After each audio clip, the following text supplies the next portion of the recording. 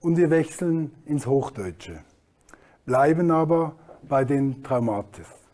Es gibt in diesem Bereich eine spannende, noch wenig bekannte Theorie der Polyvagaltheorie. Im Zentrum steht das zentrale Nervensystem sowie der Vagusnerv, der 10. Hirnnerv. In Deutschland wird gerade das Polyvagalinstitut Europas aufgebaut. Wir standen mit der Leiterin Sonja Heinrich in Kontakt.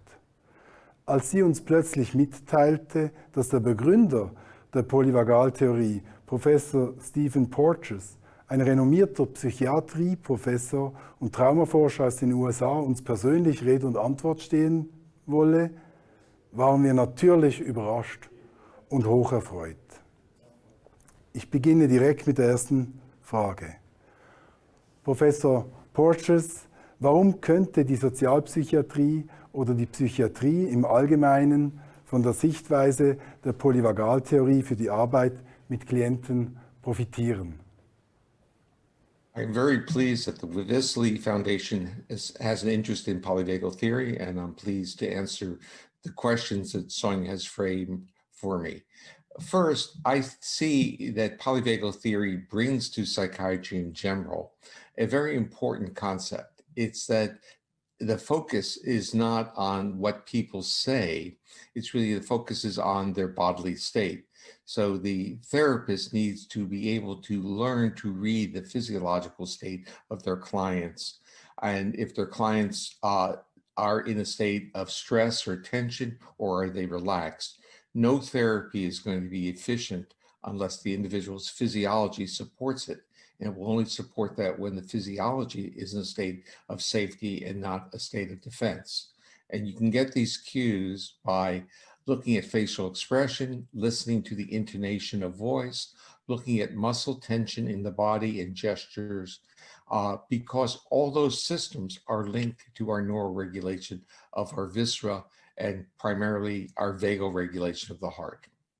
Können Sie einen Aspekt nennen, der signifikante Auswirkungen auf die alltägliche Unterstützung, den Umgang und das Zusammenwirken von Fachpersonen mit Klienten hat?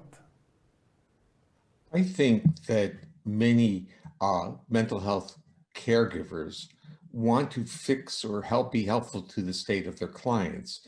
And this desire on the therapist to fix or to help often comes across to the client as threatening. So I think the first part of how a therapist should respond to a client is that to learn to be a good witness, to listen, to in a sense see the physiology of that individual. And their role is really to be supportive.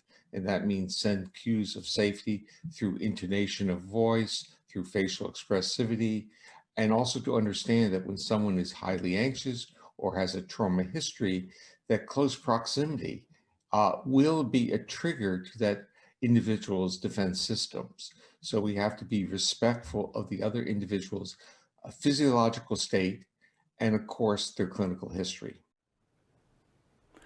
Wie würden Sie aus Sicht der Polyvagaltheorie bei einer betroffenen Person agieren, die mit posttraumatischen Belastungsstörungen und Depressionsdiagnose zu Ihnen in ein Erstgespräch kommt und sehr gestresst ist? Was könnte die Fachperson aus Ihrer Sicht tun? The polyvagal perspective in dealing with someone who is expressing stress or PTSD symptoms or even social withdrawal, the procedure, or not the procedure, the bias or perspective is that it's not a narrative about the event that will be helpful. It's a narrative about the physiological state that the client is in, which will lead them further along the journey to being re-embodied. In a sense, if they come in very stressed out, you would talk about their physiological feelings. How are they feeling in their body? Have them describe that.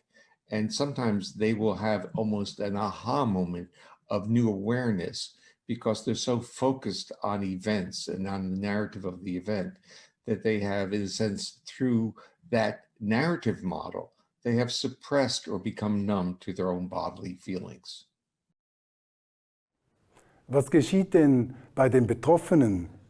Wie können Sie sich allenfalls selbst ein Stück weit helfen?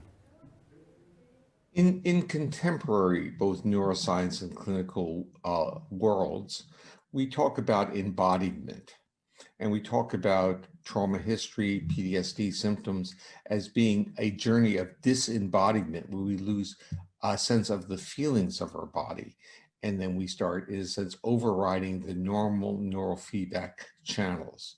This results in comorbidities because what we're disrupting the normal homeostatic function of our visceral organs. So the first stage is really to honor that we have become disembodied. And that is the journey of, do we feel anything? And can we direct our attention to our organs, to our feelings, even if those feelings are those of anxiety or mobilization? Can we describe those? And in describing them, do we start on this journey of becoming re-embodied in our body, where we start respecting and honoring our physiological shifts that historically within our own history have served to try to protect us from a dangerous world. And in so doing, disrupted our ability to socially interact, to co-regulate with others. Professor Porges, vielen herzlichen Dank für das spannende Gespräch. Für alle, die mehr über die Polyvagaltheorie wissen möchten, haben wir in ein paar Tagen auf unserer Webseite eine Literatur- und Linkliste erstellt und für Laien eine sehr verständliche Erklärung von Professor Porges aufgeschaltet.